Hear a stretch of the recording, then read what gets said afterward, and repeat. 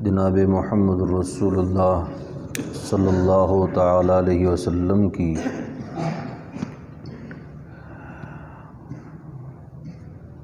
سیرت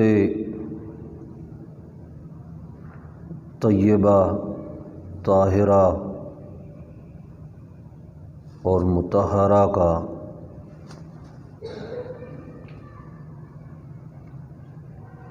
ایک تسلسل کے ساتھ بیان کر رہے ہیں۔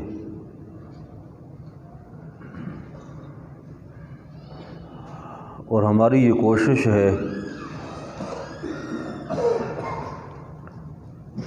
کہ سیرت طیبہ کے اہم ترین واقعات کو ایک سبق کی ترتیب کے ساتھ سمجھا جائے اور سمجھایا جائے۔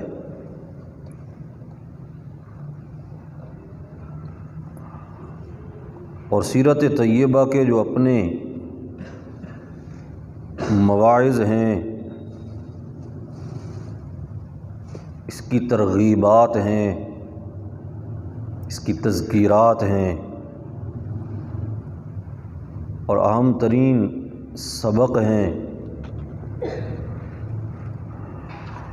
جو میری اور آپ کی اور قیامت تک آنے والے تمام انسانوں کی رہنمائی کے لیے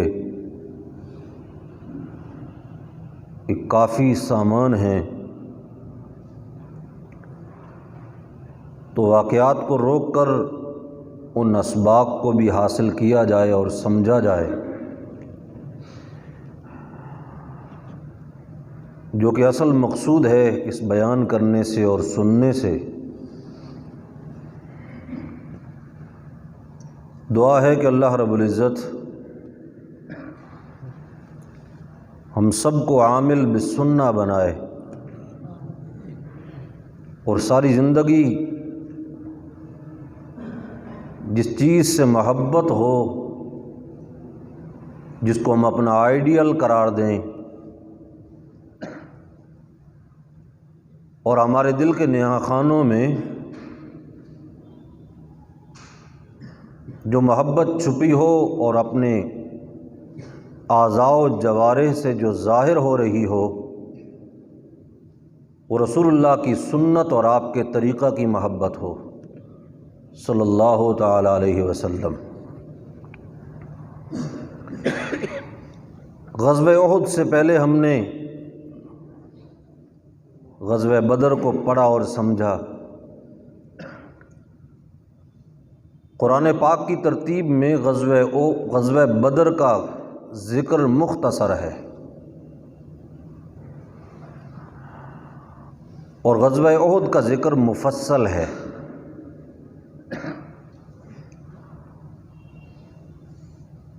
اور پوری تفصیل کے ساتھ 3-4 رکوعوں میں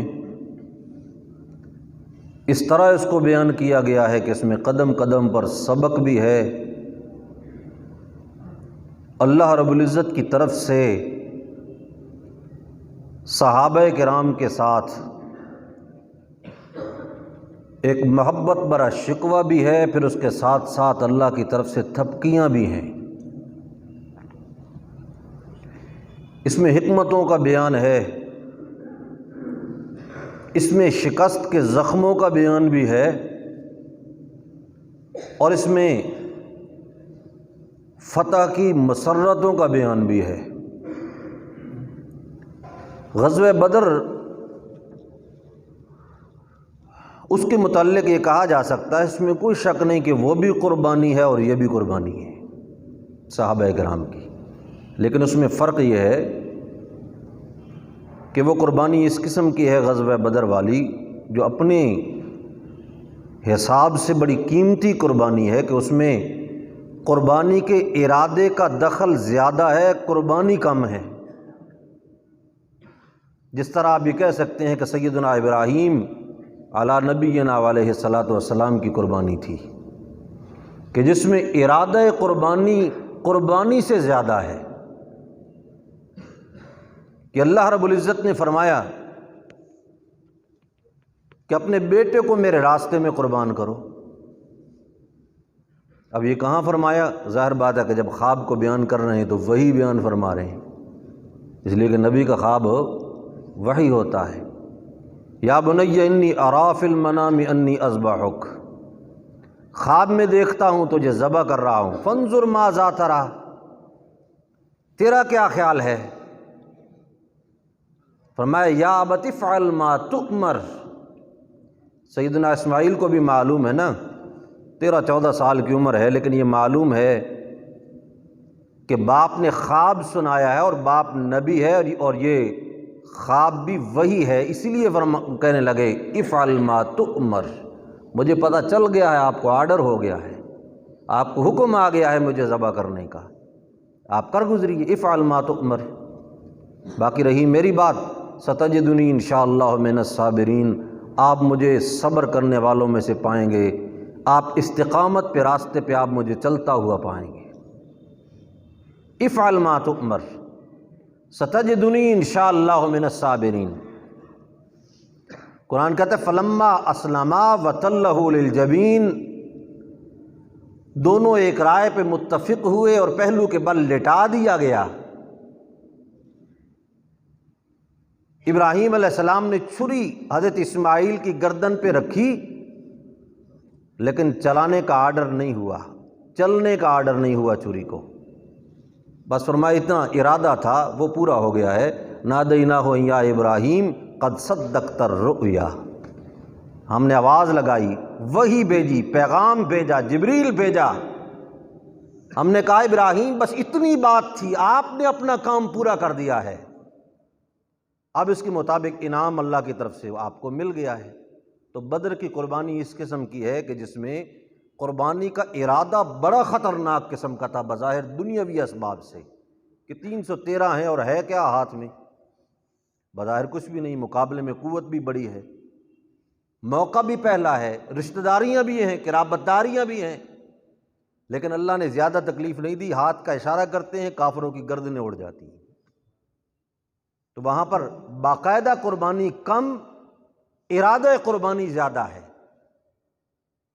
اور غزوہ احد کے اندر ارادہ قربانی کے ساتھ ساتھ باقاعدہ قربانی بھی ہے،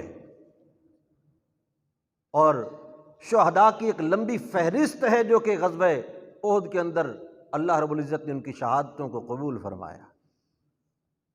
تو غزوہ احد میں یعنی بدر میں قربانی کا ذکر ہے، زیادہ تر ارادے کا اور انعام کا ذکر ہے، اور غزوہ احد جب انسان بیان کرتا ہے تو ارادہ قربانی کو بھی بیان کرنا پڑتا ہے، قربانی کو بھی بیان کرنا پڑتا ہے، فتح کو بھی بیان کرنا پڑتا ہے، شکست کو بھی بیان کرنا پڑتا ہے، پھر حکمتوں کو بھی بیان کرنا پڑتا ہے، اور یہ ساری چیزیں کسی قصے اور کہانی کی کتاب سے نہیں پڑھی جاتی، بلکہ خود اللہ کا قرآن قدم قدم پر رہنمائی کرتا ہے۔ اللہ اللہ۔ رسول اللہ صلی اللہ علیہ وسلم نے حکم دیا، صحابہ کرام پہنچ گئے، مقابلے کا لشکر بھی آ گیا، منافقین راستہ چھوڑ گئے۔ اب آپ یہ ایک ایک بات میں غور کرتے چلے جائیں، قدم قدم پہ سبق مل رہا ہے کہ زندگی کے سفر میں جب نکلو گے تو کئی راستہ چھوڑنے والے بھی ہوں گے، لیکن تم نے اپنی ہمت کو کوتاہ نہیں کرنا ہے، اور یہ آج تک ہو نہیں رہا مسلمانوں کے ساتھ۔ ایک نیت اور ارادے سے ایک دین کا کام شروع ہوتا ہے، کچھ لوگ چھوڑ جاتے ہیں۔ اب وہ تو زمانہ جو ہے نا، وہ زمانہ مکمل طور پر قیامت تک آنے والے انسانوں کے لیے رہنما زمانہ ہے۔ اس لیے میں کئی مرتبہ عرض کر چکا ہوں، صحابہ کرام میں سارے کے سارے فرشتوں کی طرح نیک ہوتے، ان میں گناہ کا صدور ہی نہ ہوتا، تو ہم لوگ یہ کہتے کہ دیکھو جی وہ تو ویسے ہی فرشتہ لوگ تھے جی، انہوں نے یہ زمانے کے بعد عروج و زوال کہاں دیکھے تھے، لہذا یعنی گناہ گاروں کے لیے کوئی نمونہ بھی موجود نہ ہوتا۔ تو صحابہ نے اگر ان سے گناہ کروائے بھی گئے تو انہوں نے توبہ اس قسم کی کہ اس توبہ کی پھر کوئی مثال نہیں ملتی۔ یہ بھی تو سبق تھا امت کے لیے۔ اگر صرف فتوحات ہوتی، صرف فتح ہوتی رسول اللہ کے زمانے میں، بعد والے لوگ یہ کہتے کہ اللہ کے رسول کی وجہ سے فتح ہو گئی تھی، وہ تو رسول اللہ کی اپنی شان کا کمال تھا کہ فتح ہو گئی، بعد میں پھر اگر شکست کسی کو ہو جائے تو وہ اپنا حوصلہ پست کر بیٹھے اور یہ کہے کہ یہ کام تو کرنے کا ہی نہیں ہے، یہ رسول اللہ کے زمانے میں کرنے کا تھا۔ اللہ نے آپ کے زمانے میں آپ کی موجودگی میں بھی شکست دے دی، تاکہ بعد والے لوگوں کو یہ پتہ چلے کہ ہمیشہ فتوحات نہیں ہوا کرتی، کبھی کبھی شکست بھی ہو جایا کرتی ہے۔ ان باتوں کو قرآن نے ذکر کیا ہے۔ اب کچھ حکمت بیان، وَيَتَّخِذَ مِنکم شُہَداء، فرمایا شہید تم میں پیدا کرنے تھے، رتبہ شہادت پر تم لوگوں کو فائز کرنا تھا۔ بدر و احد کے شہداء کا مقام ساری دنیا کے شہداء سے بلند بنانا تھا، باقی لوگوں کو رتبہ شہادت کا تعارف کروانا تھا۔ وَيَتَّخِذَ مِنکم شُہَداء، ایک تو حکمت یہ تھی۔ وَلِيَعْلَمَ الَّذِينَ آمَنُوا مِنکم، ایمان والے اور کمزور لوگوں کو جدا جدا کرنا تھا، ان کا بھی فرق کرنا تھا۔ عبداللہ ابن ابی کی جماعت نکل گئی، ایمان والے استقامت پہ آ گئے، ڈٹ گئے۔ اور فرمایا لِكَيْ لَا تَأْسَوْا عَلَىٰ مَا فَاتَكُمْ، اس لیے بھی کیا کہ کبھی کبھی ہاتھ میں آئی ہوئی چیز ہاتھ سے نکل جایا کرتی ہے، پھر انسان اس گھڑی اپنے دل کی طرف متوجہ ہو کہ یہ چیز اگر میرے ہاتھ سے نکلی ہے تو میرے اندر سے کہیں ایمان تو نہیں چلا گیا، ایمان تو نہیں ڈگمگا گیا۔ یہ بھی ایک سبق تھا۔ فرمایا فتح تمہارے ہاتھ تک پہنچا کر پھر اس کو پیچھے کھینچ لیا، لِكَيْ لَا تَأْسَوْا عَلَىٰ مَا فَاتَكُمْ، کہ کبھی زندگی کے سفر میں اگر کوئی چیز ہاتھ سے نکل جائے تو تم اس پہ پشیمان نہیں ہونا ہے۔ یہ سارے سبق ہیں جو رسول اللہ کی زندگی میں پڑھائے جا رہے ہیں صلی اللہ علیہ وسلم۔ اور کون سا زمانہ تھا ہمارے لیے رہنما، اس زمانے میں پڑھایا جا رہا ہے۔ وہ کہتے ہیں نا شیخ عبد القادر جیلانی رحمۃ اللہ تعالی علیہ، چونکہ تاجر بھی تھے، اور بڑی حیرانگی کی بات یہ ہے کہ اتنے بڑے پیر ہونے کے باوجود تعویذ فروش بھی نہیں تھے، تعویذ کا کاروبار نہیں تھا، تاجر تھے، تجارت کرتے ہیں، حلال کماتے ہیں، خود اپنے اوپر لگاتے ہیں، نیک کاموں پہ اس کو صرف کرتے ہیں۔ ایک مرتبہ مجلس میں بیٹھے ہوئے ہیں اپنے شاگردوں کے پاس، خبر ملی کہ آپ کا جو تجارتی سامان آ رہا تھا نا جس جہاز میں، اچھا خاصا سامان تھا، وہ سامان جو ہے وہ سارا جہاز غرق ہو گیا، ڈوب گیا، کل سرمایہ اس کے اندر تھا۔ شیخ نے فوراً کہا الحمدللہ۔ اب لوگ شاگرد تھے نا، اب ظاہر بات ہے ان کو سبق پڑھایا کہ اگر کوئی چیز ہاتھ سے نکلے تو انا للہ و انا الیہ راجعون کہنا ہے۔ انہوں نے کہہ دیا الحمدللہ، حیران ہوئے لیکن ابھی سوال نہیں کیا۔ تھوڑی دیر گزری اور پھر خبر آئی، اور یہ کہا گیا کہ حضرت جو خبر پہلے آئی تھی وہ خبر جھوٹی تھی، آپ کا سامان بچا ہوا ہے، بالکل جہاز غرق نہیں ہوا۔ پھر فرمایا الحمدللہ۔ یہ ہے اصل اللہ رب العزت کو پہچاننا اور اللہ کی شناخت اور اس کا یہ درجہ اور مقام۔ اللہ اللہ لِكَيْ لَا تَأْسَوْا عَلَىٰ مَا فَاتَكُمْ۔ سوال کیا شاگردوں نے کہ حضرت یہ کیا بات ہوئی کہ پہلے انا للہ کہنے کا مقام تھا اور آپ نے اس وقت بھی الحمدللہ کہہ دیا، اور دوبارہ تو چلو الحمدللہ کہنے کا مقام تھا اور اس پہ بھی آپ نے الحمدللہ کہا ہے، دونوں باتوں پر آپ نے الحمدللہ کیوں فرمایا؟ تو شیخ جواب میں فرماتے ہیں کہ پہلی مرتبہ جب جہاز کے ڈوبنے کی خبر ملی نا، میں نے اپنے دل میں جھانکا کہ جہاز ڈوبا ہے، ایمان تو نہیں ڈوبا۔ تو میں نے اپنے دل کو اپنے حال پر پایا، تو میں نے اللہ کا شکر ادا کیا، مال کی طرف تو میں نے توجہ ہی نہیں کی، میں نے اپنے ایمان کی سلامتی پہ اللہ کا شکر ادا کیا ہے۔ اور جب دوسری مرتبہ خبر ملی کہ جہاز بچ گیا ہے، مال آپ کا نہیں ڈوبا، تو پھر میں نے اپنے دل پر نظر کی کہ دل زیادہ مچل کر مال کی محبت ایمان پر تو غالب نہیں آ گئی۔ پھر میں نے دل کو اپنے اعتدال پر پایا، تو پھر میں نے کہا الحمدللہ کہ میرا دل سلامت ہے اللہ کے فضل سے۔ اللہ اللہ، یہ سبق ہے غزوہ احد کا، لِكَيْ لَا تَأْسَوْا عَلَىٰ مَا فَاتَكُمْ۔ ہاتھ میں آئی ہوئی چیز اگر نکل جائے تو اس پر افسوس ہو نہیں کرنا ہے۔ حالانکہ فرمایا کہ مِن بَعْدِ مَا أَرَاكُم مَا تُحِبُّونَ، تمہیں وہ فتح کے ظاہری علامات جو ہیں وہ دکھا دی گئی تھیں۔ وَلَقَدْ صَدَقَكُمُ اللَّهُ وَعْدَهُ إِذْ تَحُسُّونَهُم بِإِذْنِهِ، اللہ کے حکم کے ساتھ تم ان کو کاٹ رہے تھے۔ اللہ نے تو فتح والا وعدہ سچا کر دکھایا تھا، حتی اذا فشلتم وتنازعتم فی الامر، یہاں تک کہ تم خود بکھیر کا شکار ہو گئے، وتنازعتم فی الامر، اور تمہارا آپس میں جھگڑا ہو گیا، اور جو امیر نے حکم دیا تھا ایک جگہ پر کھڑے ہونے کا، تم نے اس حکم کے اندر نافرمانی کر لی، تو یہ شکست جو تھی اس نافرمانی کی بنیاد پر بھی تھی۔ اللہ، امیر نے کہا کہ یہاں سے نہیں ہٹنا، جو کچھ مرضی ہو جائے۔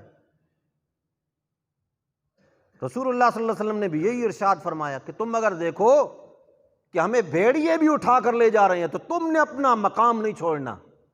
عبداللہ ابن جبیر نے اسی بات کو یاد دلوایا، لیکن انہوں نے کہا نہیں جی، اس کا تعلق تو اس وقت تک کے لیے تھا جب تک جنگ ہو رہی تھی، اب جنگ ہو چکی ہے، اب تو مال غنیمت سمیٹا جا رہا ہے، لہذا اب جانا چاہیے۔ وہ نیچے آئے اور یہ چیز سبب بن گئی فتح کو شکست میں بدلنے کا۔ لیکن یہاں ایک بات تھوڑا سا رک کر سمجھ لیں کہ بظاہر ہے تو یعنی اللہ کے رسول کے حکم کے ساتھ تھوڑی سی غفلت کا نتیجہ ہے یہ، جس پر تنبیہ ہوئی، بار بار تنبیہ ہوئی، اللہ کی طرف سے بیک وقت تنبیہ بھی چل رہی ہے، پیار بھی چل رہا ہے، پھر آخر کے اندر انعام بھی چل رہا ہے، یہ ساری باتیں چل رہی ہیں۔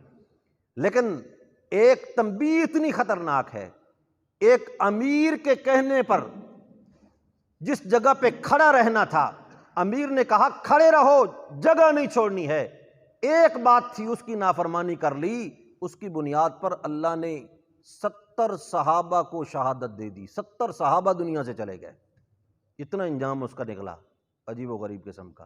ہم جو لوگ اللہ کے رسول کے حکم کو دن رات توڑتے ہیں، ہم نے بھی کبھی غور کیا کہ ہمارا انجام کیا ہوگا؟ اللہ محفوظ فرمائے۔ اللہ، ہم یہ سمجھتے ہیں، دیکھو بظاہر بات یہی ہے نا، یہی سبق ہے ہمارے لیے، کہا گیا کہ عقل استعمال نہ کرو، رسول اللہ کا حکم ہے نا، کھڑے رہو یہاں پر، عقل استعمال نہ کرو۔ انہوں نے کہا نہیں، یہ اس وقت تک کے لیے تھا، آگے انہوں نے اپنی ایک دلیل پیش کر دی۔ عبداللہ ابن جبیر کہتے ہیں میں تمہاری دلیلیں نہیں سنتا ہوں، نہیں جانا یہاں سے۔ انہوں نے کہا نہیں جی، آپ کے فرمان کی مدت تھی وہ پوری ہو گئی، جب مدت پوری ہو گئی تو ہم حالانکہ قصدن بھی نہیں کر رہے، ذہن میں بھی یہ تھا کہ آپ کا فرمان ایک مدت، ایک وقت کے لیے ہے، وہ وقت پورا ہو گیا، اب اس کے بعد کیا حرج ہے؟ لیکن تھوڑا سا اپنا ذہن استعمال کر لیا آپ کے صریح حکم کے سامنے، تو اس کا یہ انجام نکلا۔ اللہ، اور آج ہم سنت کے معاملے میں بالخصوص اپنے عقل کو ترجیح دیتے ہیں اور رسول اللہ کی سنت کو پیچھے چھوڑ دیتے ہیں۔ کہتے ہیں شریعت میں جب تک ہمیں حکمت نظر نہ آئے نا، پتہ نہ چلے حکمت کا، اس وقت تک ہم کہتے ہیں اس پر عمل نہیں کرنا ہے جی، دیکھو جی خسارہ ہے جی، نقصان ہے جی۔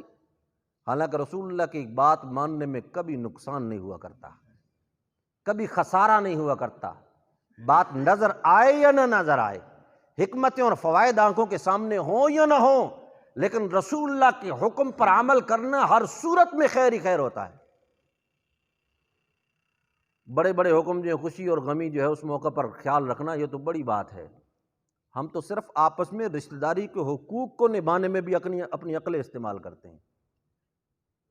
آپس کے حقوق، رشتہ داری کے حقوق، دیکھو جی اگر یہ کیا تو یہ ہو جائے گا جی، حالانکہ رشتہ داری کے معاملے میں رسول اللہ صلی اللہ علیہ وسلم کے احکام کیا ہیں؟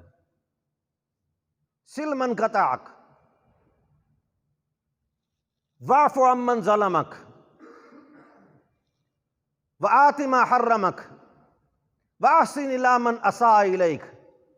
فرمایا جو توڑتا ہے زبردستی جوڑو اس کے ساتھ، رشتہ داروں کو ٹوٹنے نہ دو، خود جڑ جاؤ ان کے ساتھ۔ کوئی پیچھے ہٹتا ہے اس کے پیچھے بھاگو اور اس کو پکڑو، اس کو کہو چھوڑو ناراضگیوں کو، میں آپ کو اپنے آپ سے دور نہیں ہونے دیتا ہوں۔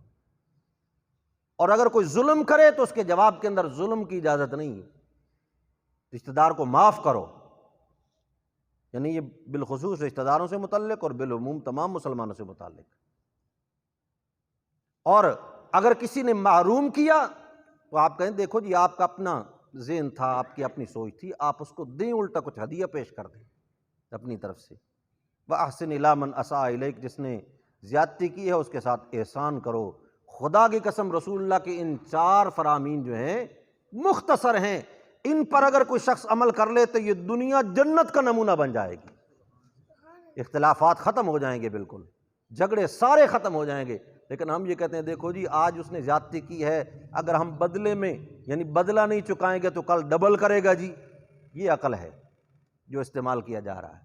ہمارے ہاں تو ماشاءاللہ مال کی بنیاد پر باپ بیٹے میں اختلاف ہے، بھائیوں میں اختلاف ہے، اور اس حد تک گر چکے ہیں۔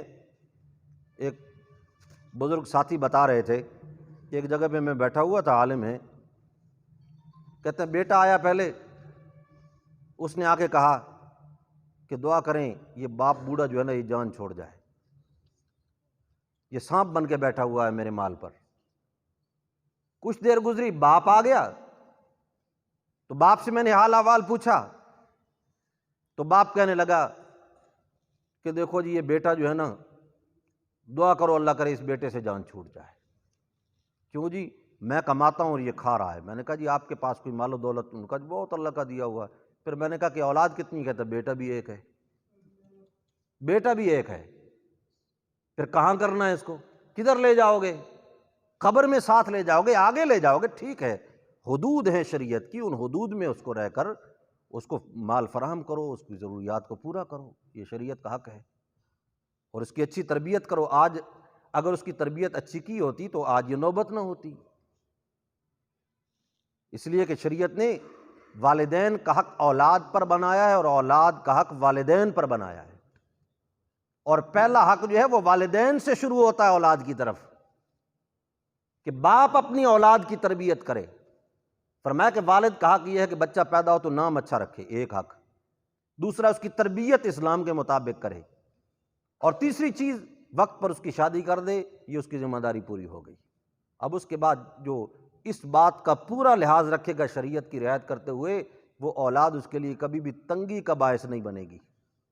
اللہ، لیکن ہم ہر معاملے میں اپنی عقلوں کو استعمال کرتے ہیں، اور شریعت نے اس کا رد کیا۔ فرمایا اللہ کے رسول کا جو حکم آ گیا اس کو یہ نہ سمجھو کہ یہ ویسے فرضی بات ہے، یہ دنیا کے کسی سکالر کا بیان ہے یا کسی سیاسی کا کوئی پالیسی بیان ہے۔ رسول اللہ صلی اللہ علیہ وسلم کی ہر بات قیامت تک آنے والے انسانوں کے سامنے صداقت کا ایک مینار بن کے چمکتی ہے، اور مسلمانوں کے لیے یہ رہنما چیز ہے۔ جب تک مسلمان اس کے اوپر عمل نہیں کریں گے اس وقت تک ان کو ذلت اور رسوائی جو ہے اس سے نجات کبھی حاصل نہیں ہوگی۔ اللہ، یہ سبق ہیں۔ میں نے عرض کیا کہ غزوہ احد میں سبق بھی ہیں، حکمتیں بھی ہیں، قربانیاں بھی ہیں۔ قربانی کس قسم کی؟ خود اللہ کے رسول زخمی ہوئے صلی اللہ علیہ وسلم، اس سے بڑھ کے اور بات کیا ہو سکتی ہے؟ ایک شخص نے، ظالم نے آ کے تلوار ماری، آپ کے سر مبارک میں کیل لگ گئی، رخسار میں آپ کے کڑیاں چبھ گئیں، اور آپ اس زخمی حالت میں ہیں، خون اچھا خاصا ضائع ہو چکا ہے، آپ ایک گڑھے میں گر چکے ہیں۔ پھر وہاں سے آپ کو اٹھایا جاتا ہے، اور محفوظ جگہ کی طرف ایک گھاٹی ہے۔ جن لوگوں نے احد کا میدان دیکھا ہے، اللہ توفیق دے، اصل چیز تو ہے وہاں جا کر حج اور عمرہ کرنا، اور اس کے ساتھ ساتھ اگر کوئی یعنی سیرت کو سمجھنے کے لیے ان مقامات پر جائے تو یہ بھی بہت اچھی بات ہے، اس لیے کہ یہ بھی رسول اللہ کا سبق یاد کرنا ہے نا، پڑھایا ہوا۔ تو احد میں ایک طرف آپ دیکھیں جو پہاڑی ہے، یہ نیچے میدان ہے نا، پہاڑی کی طرف سامنے محلہ آباد ہے، اس محلے پہ تقریباً 5-6 منٹ تک انسان چڑھتا ہے، تو وہاں ایک چھوٹی سی جگہ ہے، تنگ سوراخ نما غار نما جگہ ہے۔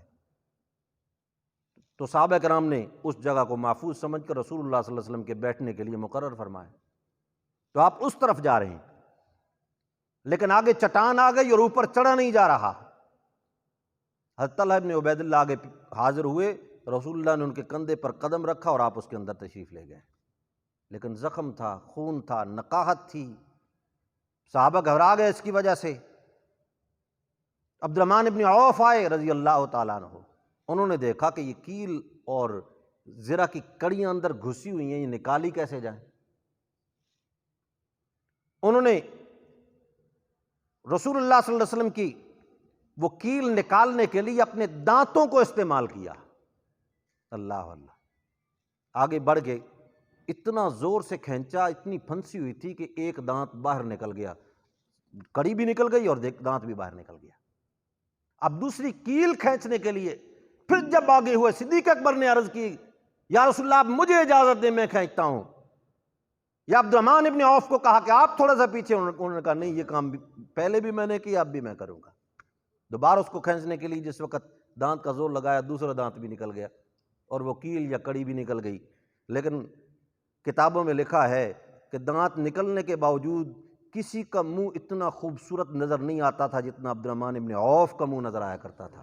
اللہ اکبر، خود آپ کی قربانیاں بھی ہیں اس کے اندر، صحابہ کرام کی قربانی ہے۔ جب آپ وہاں تشریف فرما تھے، مشرکین کو پتہ چل گیا، انہوں نے اسی طرف یلغار کر دی۔ جب یلغار ہوئی، تیر سامنے آنے لگے، طلحہ ابن عبید اللہ نے سامنے ڈھال کر لی، تیروں کو ڈھال کے اوپر یعنی واروں کو لیتے رہے، روکتے رہے، حتیٰ کہ وہ ڈھال ٹوٹ گئی، اپنا ہاتھ آگے کر لیا، ہاتھ پر اتنے تیر کھائے کہ ہاتھ شل ہو گیا مکمل۔ اسی لیے حضرت عائشہ رضی اللہ تعالیٰ نے فرمایا کرتی تھی نا کہ یہاں یہ انگلش کے الفاظ تو میں بولتا نہیں ہوں، جس طرح کھیلوں کے اندر یہ ہوتا ہے کہ ایک آدمی کو بہت بڑا قرار دے دیا جاتا ہے کہ اس نے کھیل میں خوب کمال کیا ہے، اس کی تشبیہ یہ جچتی نہیں ہے ان چیزوں کے ساتھ، لیکن مختصر اشارہ دیتا ہوں آپ کو سمجھانے کے لیے، آپ کو سمجھ آ جائے گی کہ حضرت عائشہ فرماتی ہیں احد کے میدان میں اگر کسی کو یعنی اس پوری جنگ کو کسی کی طرف منسوب کیا جا سکتا ہے، کسی کی طرف نسبت کی جا سکتی ہے کہ اس نے سب سے بڑا کمال کیا ہے، تو وہ نسبت طلحہ ابن عبید اللہ کی طرف کی جائے گی۔ فرماتی ہیں کہ احد کا میدان تو طلحہ ابن عبید اللہ نے جیتا ہے، احد کا میدان تو طلحہ ابن عبید اللہ کا ہے۔ اللہ ہاتھوں پہ تیر جھیل رہے ہیں، ادھر جس وقت آپ زخمی بھی ہوئے، ادھر مصعب ابن عمیر رضی اللہ تعالیٰ عنہ وہ شہید ہوئے، اور شیطان نے آواز لگا دی، اس نے کہا الا قتل محمد، محمد الرسول اللہ قتل کر دیے گئے ہیں۔ اب اس کے بعد بڑی عجیب سی کیفیت بن گئی۔ اب دیکھو یہ بھی سبق ہے نا کہ رسول اللہ کی زندگی میں اگر دین کا کام اور خدمت کرنی ہے اور جہاد کرنا ہے تو رسول اللہ کی وفات کے بعد بھی تمہیں کرنا پڑے گا۔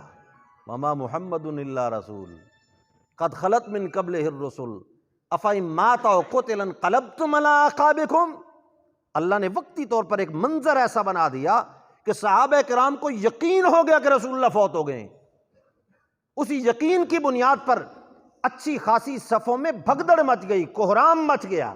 اس پر بھی تنبیہ آئی، کیا کرتے ہو؟ اگر رسول اللہ دنیا سے تشریف لے جائیں گے تو تم یہ دین چھوڑ دو گے، اپنے آپ کو سنبھالو، اس لیے کہ کل یہ واقعہ پیش آنا تھا۔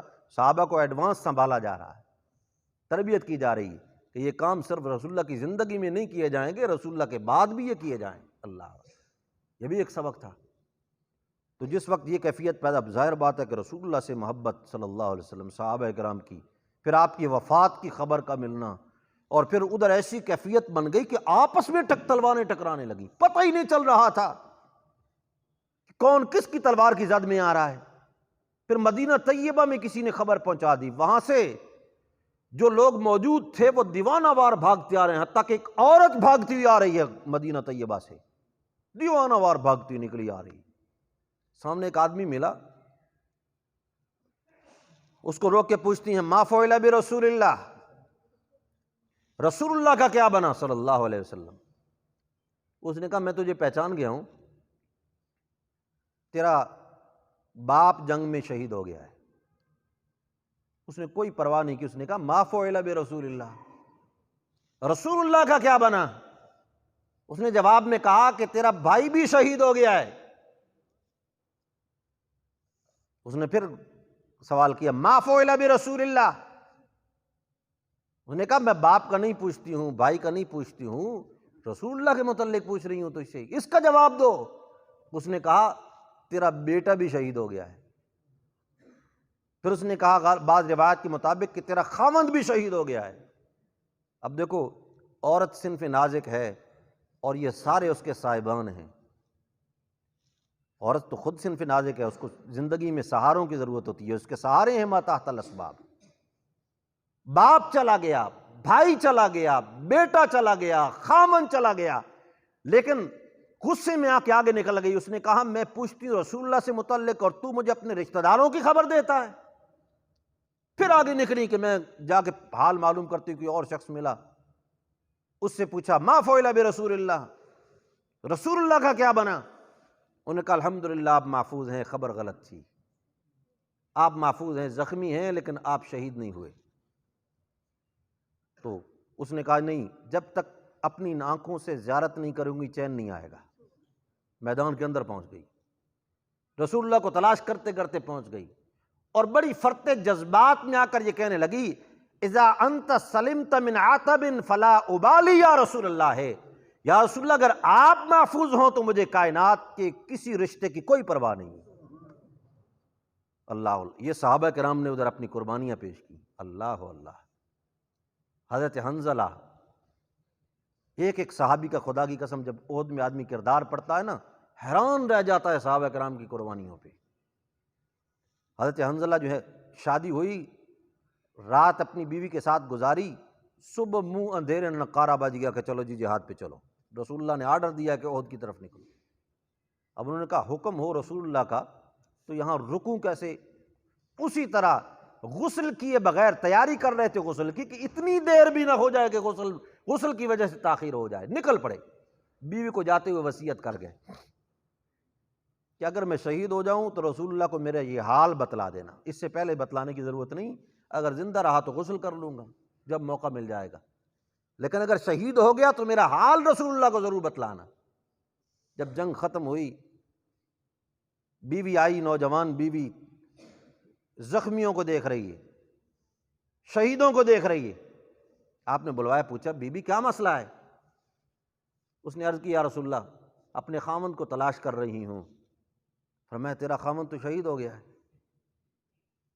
انہوں نے کہا یا رسول اللہ اگر شہید ہو گیا ہے تو پھر خبر آپ میری یعنی اس کی ایک وصیت تھی جو میں آپ تک پہنچانا چاہتی ہوں۔ وہ وصیت یہ تھی کہ وہ اس حال میں فوت ہوا ہے کہ اس کے ذمہ غسل واجب تھا، اور اس نے مجھے یہ کہا تھا کہ اگر میں شہید ہو جاؤں تو پھر مجھے رسول اللہ کو اس بات کی خبر دینا، آگے اللہ کے رسول جانے اور شریعت کا حکم جانے۔ آپ فرمایا کہ بی بی پریشان ہونے کی ضرورت نہیں، جب میں نے حنظلہ کو دیکھا ہے تو ساتھ یہ بھی دیکھا کہ فرشتے اتر کر اس کو باقاعدہ غسل دے رہے تھے۔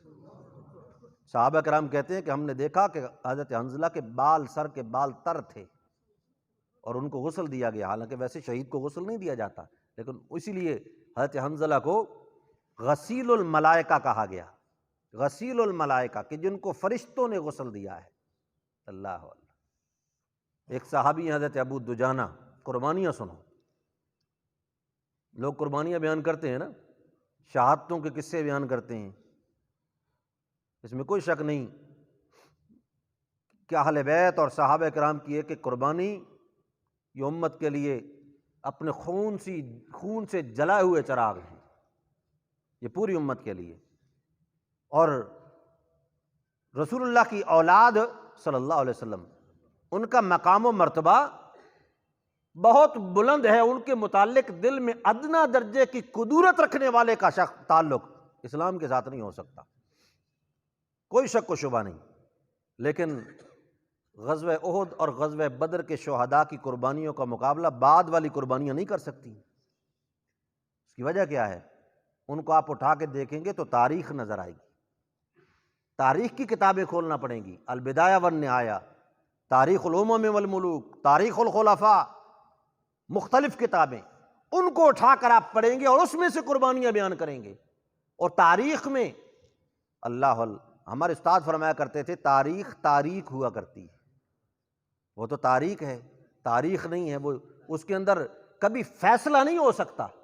اگر تاریخی روایات کی بنیاد پر فیصلے ہو سکتے تو احکام بھی مرتب ہوتے، لیکن علماء کا اس بات پر اتفاق ہے کہ تاریخی روایات کی بنیاد پر شریعت کے احکام ثابت نہیں ہو سکتے، حدیثی روایات جو ہیں ان کی بنیاد پر احکام ثابت ہوتے ہیں، تاریخ کی بنیاد پر احکام ثابت نہیں ہوتے۔ لیکن شہداء بدر اور شہداء احد، ان کی اگر شہادت اور قربانیوں کو بیان کرو گے تو اللہ کا قرآن خود شاہد عدل ہوگا، خود قرآن گواہ ہوگا۔ اللہ ابو دجانہ رضی اللہ تعالیٰ عنہ، آپ نے فرمایا کہ کون ہے جو میری تلوار کا حق ادا کرے،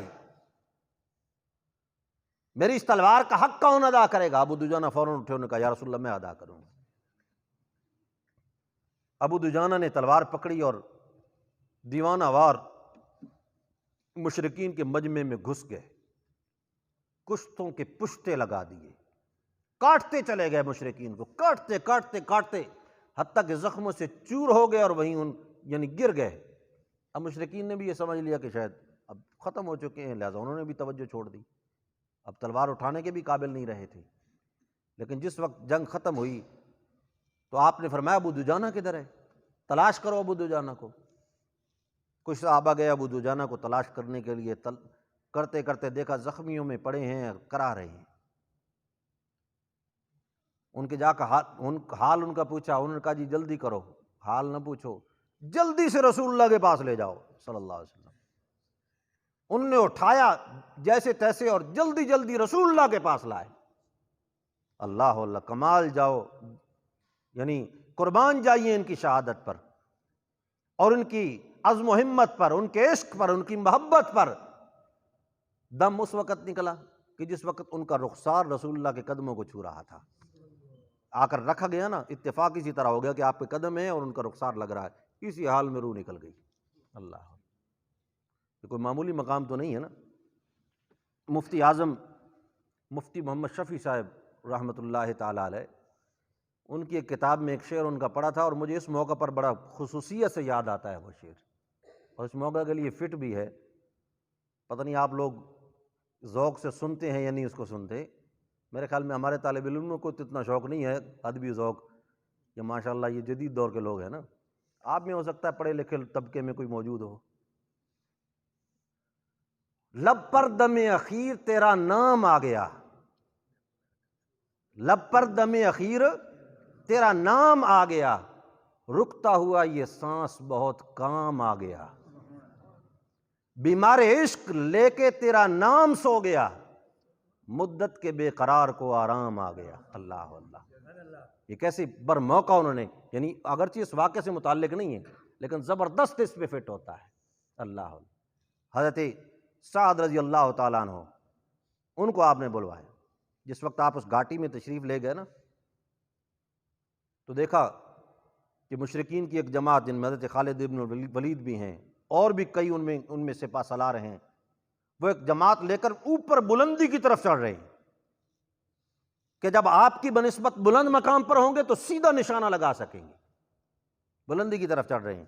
آپ نے دعا کی، یا اللہ ان کو بلندی پہ نہ پہنچنے دینا۔ وہ اوپر جاتے جاتے صحابہ نے ان کو تیروں کی باڑ پہ ایسے رکھا کہ وہ واپس آ گئے، نیچے آ گئے۔ پھر ان کا رخ آپ کی طرف ہو گیا اور اتفاق سے اس وقت آپ کے پاس قریب حضرت سعد کھڑے تھے۔ صرف آپ نے حضرت سعد کو کہا کہ میرے سامنے آ جاؤ اور دفاع کرو، تیر چلاؤ ان کے اوپر۔ عرض کیا، یا رسول اللہ میں اکیلا ایک جماعت کے ساتھ کیسے لڑ سکتا ہوں، کیا کر سکتا ہوں؟ آپ نے فرمایا کہ سعد ان پر تیر چلاؤ۔ سعد نے پھر عرض کیا، یا رسول اللہ میں اکیلا ہوں، کسی اور کو بھی آواز لگاتے ہیں ساتھ شامل ہو جائے، اکیلا میں کیا کر سکتا ہوں؟ آپ نے پھر فرمایا، ارمے یا سعد، سعد تیر چلاؤ۔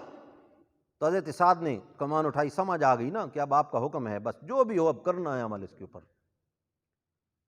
انہوں نے کمان اٹھائی اور وہ تیر چلا رہے ہیں اور رسول اللہ اٹھا کے دے رہے ہیں۔ آپ اٹھا کے دیتے ہیں اور وہ چلاتے ہیں، آپ اٹھا کے دیتے ہیں اور وہ چلاتے ہیں۔ ساتھ ہی ایسا جملہ بولا جو شاید آپ نے ان کے علاوہ کسی اور صحابی کے لیے کبھی نہیں بولا۔ عجیب و غریب جملہ ہے۔ باقی صحابہ جو ہیں وہ جب بھی رسول اللہ کی بات کرتے ہیں تو ساتھ یہ کہتے ہیں، فدا ابی و امی یا رسول اللہ، میرے ماں باپ آپ پر قربان ہو یا رسول اللہ۔ اور حضرت سعد کو آپ جب تیر پکڑاتے ہیں آپ فرماتے ہیں، فدا کا ابی و امی یا سعد ارمے، میرے ماں باپ تیرے اوپر قربان ہوں، سعد تو تیر چلا۔ اور رسول اللہ ایک ایک تیر پکڑاتے ہیں اور حضرت سعد چلا رہے ہیں۔ ایک اکیلے حضرت سعد نے پوری جماعت کا منہ موڑ کے رکھ دیا۔ اللہ۔ اور اس میں جب اسی آپ گھاٹی میں تشریف فرما ہے، ابی ابن خلف آیا۔ ابی ابن خلف کے متعلق آپ پیچھے بدر میں سن چکے ہیں کہ بدر میں نہیں نکلا تھا۔ کیوں نہیں گیا؟ اس لیے کہ وہ ڈر رہا تھا کہ رسول اللہ نے یہ کہا تھا کہ میں تجھے قتل کروں گا صلی اللہ تعالیٰ علیہ وسلم، اور وہ اس ڈر کی وجہ سے نہیں گیا۔ اور پھر ابو جہل نے اس کا بڑا مذاق اڑایا تھا، اس کے گھر میں اگربتیاں بھیجی تھیں، بخور جن کو بولتے ہیں وہ لوگ، کہ یہ عورتوں کے لیے مناسب ہوتی ہیں کہ جس وقت وہ اپنے ایام سے پاکی کرتی ہیں تو اس کے بعد اپنے وجود پر ان کی دھونی دیتی ہیں، تو گھر میں بیٹھ کر انہی بخور کی دھونیوں کو لگاؤ اور جلاؤ اور سلگاؤ، اس لیے کہ تو عورت ہے۔ اس کا مذاق اڑایا تھا۔ اب احد میں اس کو چاروں ناچار نکلنا پڑا لیکن اس سے پہلے ایک بات یہ سن لو کہ وہ بات کیا تھی جس کے متعلق اس کو ڈر تھا۔ اس نے ایک گھوڑا رکھا ہوا تھا، عود اس کا نام تھا گھوڑے کا، اور مکہ میں جب بھی آپ کو سامنے نظر آتا تھا کہتا تھا انا اقتلک وعلی ھذا الفرس، آپ کو یہ کہتا تھا، دھمکی دیتا تھا، میں تجھے قتل کروں گا اور اسی گھوڑے پر سوار ہو کر، اس کو میں روزانہ 3 سا میں دانے اس کو کھلاتا ہوں، پال رہا ہوں اس کو میں تیرے لیے، انا اقتلک وعلی ھذا الفرس، جب بھی ملتا ہے یہی دھمکی دیتا ہے۔ رسول اللہ صلی اللہ علیہ وسلم نے ایک دن غصے میں آ کے فرمایا لا بل انا اقتلک، تو کیا قتل کرے گا بلکہ میں تجھے قتل کروں گا۔ اب اس لفظ سے وہ ڈرا ہوا ہے کہ رسول اللہ مجھے قتل کریں گے، اور اچانک اس کو یہ پتہ چلا کہ اب میدان جو ہے وہ تھوڑا سا پلٹا ہوا ہے، مسلمانوں کی فتح شکست میں بدل گئی ہے، اور رسول اللہ صلی اللہ علیہ وسلم فلاں جگہ پر ہیں کہ اپنے گھوڑے پر سوار ہوا اور ڈبل ٹرپل اپنے اوپر زرہ پہن لی اور خوب لوہے میں سارا ملبوس ہو کر سر سے لے کر پاؤں تک غرق آہن ہو گیا، اور اس کے بعد وہ آپ کی طرف نکلا اور آواز لگائی، اس نے کہا میں نہیں چھوڑوں گا، آج موقع ہاتھ آ گیا اور میں اپنی بات کو پورا کروں گا۔ یعنی پورا سر یعنی لوہے سے، سینہ لوہے سے، بازو پہ لوہے کی کڑیاں ہیں، ٹانگوں پہ لوہے کی کڑیاں ہیں، گردن کا تھوڑا سا حصہ بچا ہوا ہے دونوں طرف سے، بس سامنے گیا اور اس نے للکارا آپ کو۔ اب صحابہ کرام متوجہ ہوئے پکڑنے کے لیے، اٹھنے کے لیے، آپ نے نہیں خبردار اس کو کچھ نہ کہو، وہ تھوڑا سا مزید قریب آیا تو آپ اٹھنے لگے، صحابہ نے عرض کی یا رسول اللہ ہم جاتے ہیں، آپ نے کہا کہ نہیں، اترکوہ لی، چھوڑو اس کو میرے لیے، میں کرتا ہوں اس کا مسئلہ۔ حارث ابن سمہ سے آپ نے نیزہ لیا، اور روایات میں آتا ہے کہ جب آپ نے نیزے کو تھوڑا سا جھٹکا دیا نا تو ارد گرد کھڑے ہوئے سارے لوگوں کو جھٹکا لگا اس کا، خالی نیزے کا جھٹکا دینے سے اتنی اللہ کی طرف سے اس نیزے میں قوت اور اس کا روب اور جلال قائم ہو گیا کہ جتنے لوگ قریب کھڑے تھے وہ پلٹ کر پیچھے گرے۔ اس قسم کی اس کے اندر یعنی جلال طاری ہو گیا تھا آپ صلی اللہ علیہ وسلم کے اوپر۔ آپ نے وہ نیزہ پھینکا تاک کر اس کو، اس کی گردن کے ساتھ چھو کر گزر گیا۔ کتنا چھو کے گزرا، خراش آئی، بس بہنے والا خون بھی نہیں تھا، اوپر اوپر خون لگا، خراش آئی، وہ چیخا اور بھاگا ادھر سے، قتلنی محمد قتلنی محمد قتلنی محمد، شور مچاتا ہوا اپنی پڑاؤ کے اندر گیا اور وہاں جا کر آسمان سر پہ اٹھا لیا۔ لوگوں نے کہا کیا ہو گیا ہے؟ اس نے قتلنی محمد، انہوں نے کہا قتل کے در تو زندہ ہے؟